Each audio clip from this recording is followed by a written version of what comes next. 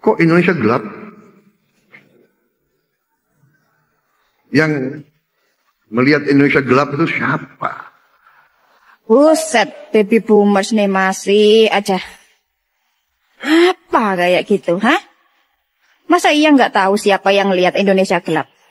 Kalau nggak tahu, nih saya kasih tahu nih. Ini orang yang ngomong nih. Di negara lain, mereka sudah bikin kajian-kajian di mana Republik Indonesia sudah dinyatakan tidak ada lagi tahun 2030. Mereka ramalkan kita ini bubar. Tuh, sekarang tahu ya siapa yang melihat Indonesia gelap. Yang melihat Indonesia gelap adalah orang yang percaya ramalan bahwa tahun 2030 Indonesia bubar. Dan lebih mirisnya, orang yang sempat percaya ramalan Indonesia tahun 2030 bubar, sekarang jadi presiden. Dan ketika jadi presiden beneran, kebijakan yang dibuat, kebijakan yang diambil, itu pun seolah menjadi penunjang bahwa tahun 2030 Indonesia bubar beneran. Kenapa demikian? Karena ketika pendidikan di Indonesia masih jauh dari kata optimal, dia malah memprioritaskan makan bergizi gratis. Itu pun realisasinya jauh dari kata bergizi. MBG, B-nya bukan bergizi tapi busuk, tapi basi, tapi berulat. Dan ketika angka pengangguran di Indonesia masih banyak-banyaknya, bukan dikurangi malah ditambah dengan dalih efisiensi anggaran. Ini kan koplak. Nah, orang yang melihat dan yang merealisasikan Indonesia gelap, itu sebenarnya Anda sendiri, Pak. Gitu loh. Anda cukup ngaca. Itu pun kalau mau ngaca. Luar biasa ya apa yang menjadi komentar Mama yang barusan. Saya kira sangat cerdas dan sangat berani. Nah, Pak Prabowo memang sepertinya tidak ngaca, sepertinya memang sudah faktor U, sehingga lupa akan apa yang pernah dia ucapkan dan tidak lagi melihat kondisi saat ini seperti apa. Padahal rakyat saat ini sudah menggerutu mengenai persoalan situasi yang ada di negeri ini, bukan hanya persoalan koruptor, tapi kebijakan-kebijakan yang dilakukan oleh para pejabat-pejabat atau para pembantunya Pak Prabowo ini, saya kira betul-betul sangat bertolak belakang dengan apa yang diharapkan oleh rakyat. Nah, kemudian masih saja dianggap bahwa Indonesia saat ini masih baik-baik saja. Saya kira Pak Prabowo ini memang lucu dan pantas jika rakyat saat ini sudah berani untuk melawan, karena mereka menyampaikan apa yang sebenarnya terjadi dan mereka melawan karena kebenaran. Nah, sahabat-sahabat, untuk itu kita lanjut dulu bagaimana komentar selanjutnya mengenai persoalan Pak Prabowo ini yang dianggap sebagai bonekanya Pak Mulyono. Untuk itu langsung saja ke videonya. Pak Wowo, pesan Wowo, saya cuma satu. apa tuh pesannya? Pak Wowo jangan terlalu menyanjung, jangan terlalu menjilat buritnya Jokowi ya. Karena gini ya Pak Wowo ya, usia Anda itu sudah 70-an, 73 atau berapa lah, pokoknya 70-an gitu aja ya. 72. Pasnya berapa saya nggak tahu. Nah, di usia saat ini secara fisik mungkin Anda sehat, tetapi kita nggak tahu Pak Wowo umur manusia. Saya bukan nyumpain, bukan doain ya, tapi kita siap-siap. Apakah Anda nanti, wallahi, apakah Anda nanti sampai di titik purna dinas, purna tugas sebagai presiden di 2029? Pertanyaannya itu aja, itu loh. Dan kalau Anda, mohon maaf sekali lagi, Anda wafat sebelum purna tugas, yang pasti yang menggantikan Anda itu bukan anak Anda, bukan adik Anda,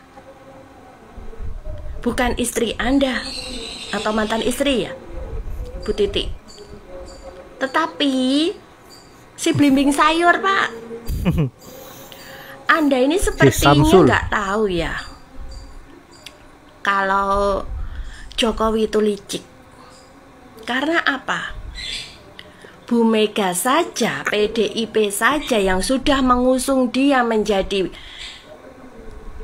wali kota Solo, menjadikan dia gubernur DKI, menjadikan dia menang 2 kali pilpres kemarin, diusung dari PDIP, saya tegaskan sekali lagi, dan dipilih oleh rakyat, didukung oleh kader-kader PDIP, disukseskan, dihianati Pak.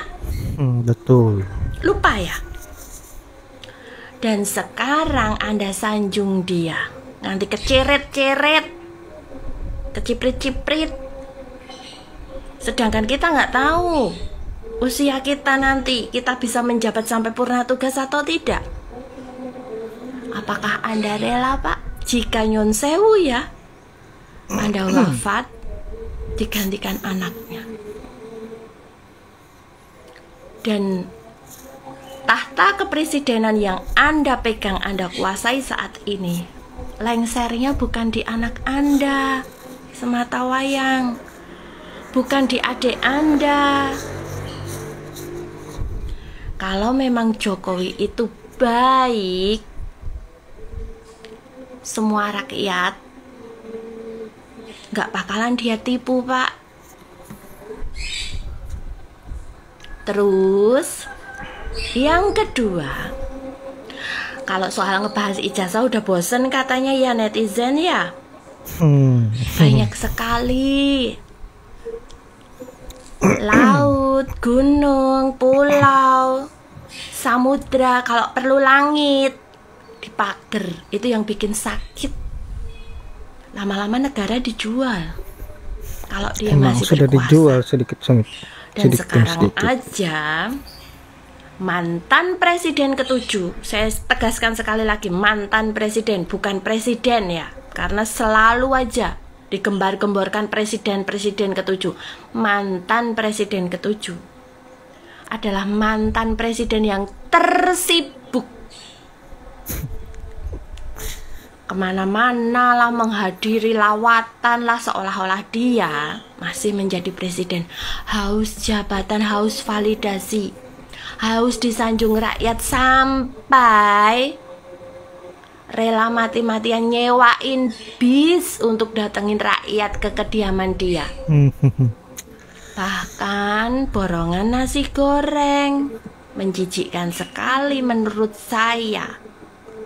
Udahlah istirahat di rumah, cari kegiatan yang positif. Kalau emang pengen mengharumkan nama bangsa, menjadi bapak bangsa, cari kegiatan positif. Udah, yang namanya orang purna tugas itu ngawas-awasi dari belakang, jangan malah tampil untuk selalu di depan.